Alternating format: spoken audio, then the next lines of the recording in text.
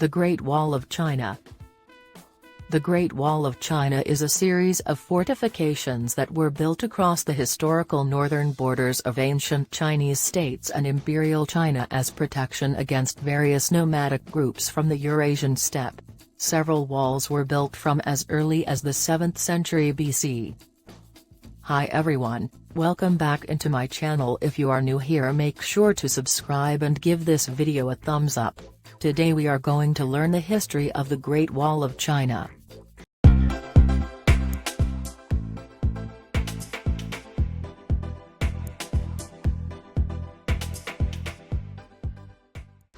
The Chinese were already familiar with the techniques of wall building by the time of the Spring and Autumn period between the 8th and 5th centuries BC. During this time and the subsequent Warring States period, the states of Qin, Wei, Zhou, Qi, Han, Yan, and Zhongshan all constructed extensive fortifications to defend their own borders. Built to withstand the attack of small arms such as swords and spears, these walls were made mostly of stone or by stamping earth and gravel between barred frames. Several walls were built from as early as the 7th century BC, with selective stretches later joined together by Qin Shi Huang, 220–206 BC, the first emperor of China. Little of the Qin wall remains. Later on, many successive dynasties built and maintained multiple stretches of border walls. The best-known sections of the wall were built by the Ming dynasty, 1368–1644. Apart from defense, other purposes of the Great Wall have included border controls, allowing the imposition of duties on goods transported along the Silk Road, regulation or encouragement of trade, and the control of immigration. The defensive characteristics of the Great Wall were enhanced by the construction of watchtowers, troop barracks, garrison stations, signaling capabilities through the means of smoke or fire, and the fact that the path of the Great Wall also served as a transportation corridor. The frontier walls built by different dynasties have multiple courses. Collectively, they stretch from Liaodong in the east to Lop Lake in the west, from the present-day Sino-Russian border in the north to Tao River in the south, along an arc that roughly delineates the edge of the Mongolian steppe, spanning 21,196.18 kilometers, 13,170.70 miles, in total. Today, the defensive system of the Great Wall is generally recognized as one of the most impressive architectural feats in history. King Zheng of Qin conquered the last of his opponents and unified China as the first emperor of the Qin dynasty in 221 BC. Intending to impose centralized rule and prevent the resurgence of feudal lords, he ordered the destruction of the sections of the walls that divided his empire among the former states. To position the empire against the Xiongnu people from the north, however, he ordered the building of new walls to connect the remaining fortifications along the empire's northern frontier. Build and move on was a central guiding principle in constructing the wall, implying that the Chinese were not erecting a permanently fixed border. Transporting the large quantity of materials required for construction was difficult, so builders always tried to use local resources. Stones from the mountains were used over mountain ranges, while rammed earth was used for construction in the plains.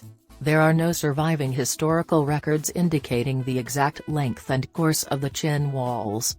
Most of the ancient walls have eroded away over the centuries, and very few sections remain today. The human cost of the construction is unknown, but it has been estimated by some authors that hundreds of thousands of workers died building the Qin wall.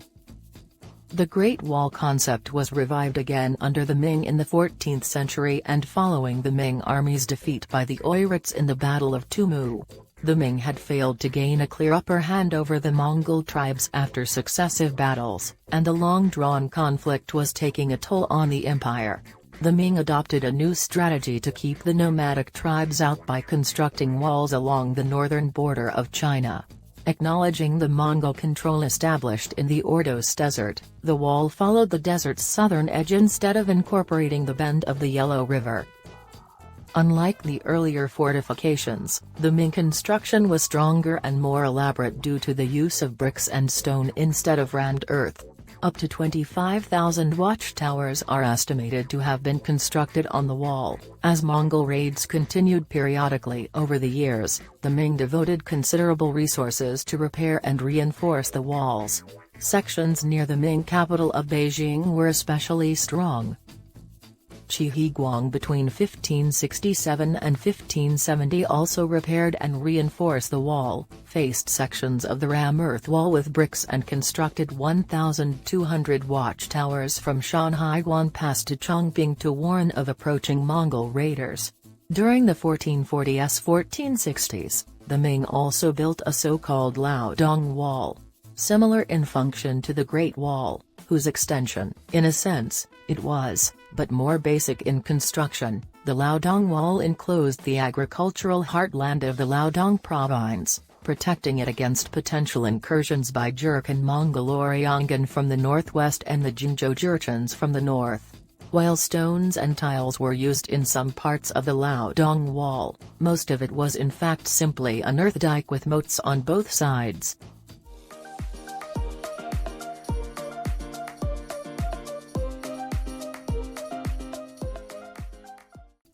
Towards the end of the Ming, the Great Wall helped defend the empire against the Manchu invasions that began around 1600.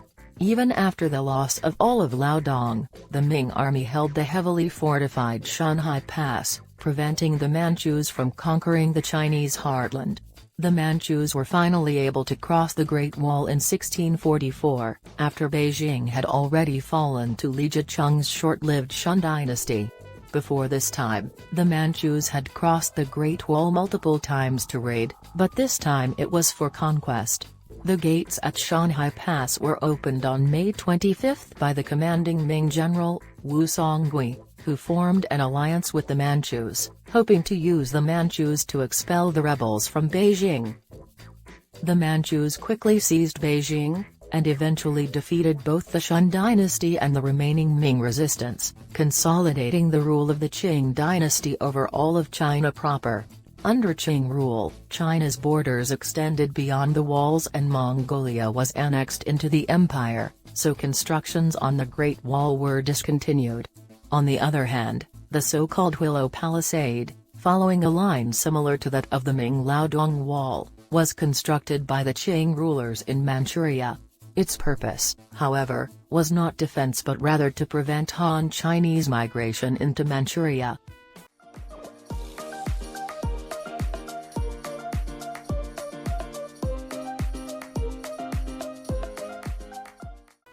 The sections of the Great Wall around Beijing municipality are especially famous. They were frequently renovated and are regularly visited by tourists today.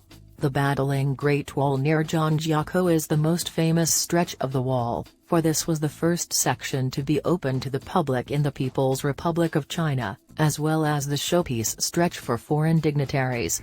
The battling Great Wall saw nearly 10 million visitors in 2018, and in 2019, a daily limit of 65,000 visitors was instated. South of battling is the Zhuyang Pass. When it was used by the Chinese to protect their land, this section of the wall had many guards to defend the capital Beijing.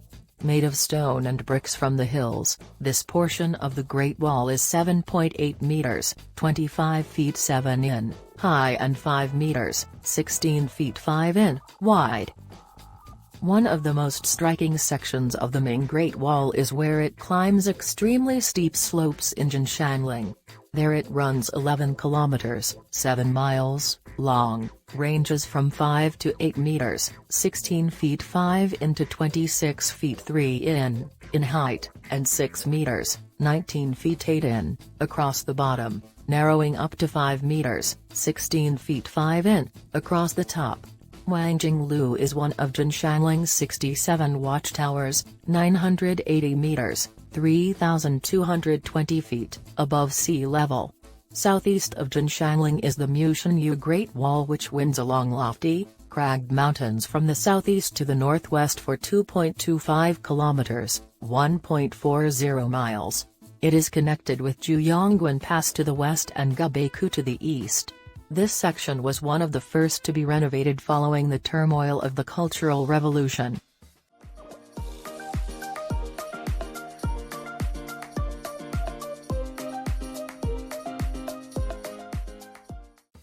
Before the use of bricks, the Great Wall was mainly built from rammed earth, stones, and wood. During the Ming, however, bricks were heavily used in many areas of the wall, as were materials such as tiles, lime, and stone. The size and weight of the bricks made them easier to work with than earth and stone, so construction quickened. Additionally, bricks could bear more weight and endure better than rammed earth. Stone can hold under its own weight better than brick, but is more difficult to use. Consequently, stones cut into rectangular shapes were used for the foundation, inner and outer brims, and gateways of the wall.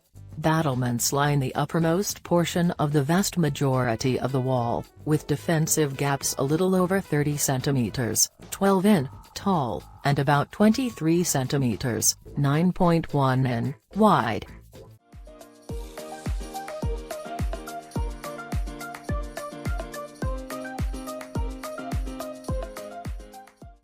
The north of Beijing and near tourist centers have been preserved and even extensively renovated. In many other locations the wall is in disrepair. The wall sometimes provided a source of stones to build houses and roads. Sections of the wall are also prone to graffiti and vandalism, while inscribed bricks were pilfered and sold on the market for up to 50 renminbi. Parts have been destroyed to make way for construction or mining. A 2012 report by the National Cultural Heritage Administration states that 22% of the Ming Great Wall has disappeared, while 1,961 kilometers, 1,219 miles, of wall have vanished. More than 60 kilometers, 37 miles, of the wall in Gansu province may disappear in the next 20 years, due to erosion from sandstorms. In some places, the height of the wall has been reduced from more than 5 meters, 16 feet 5 in, to less than 2 meters, 6 feet 7 in. Various square lookout towers that characterize the most famous images of the wall have disappeared. Many western sections of the wall are constructed from mud, rather than brick and stone, and thus are more susceptible to erosion.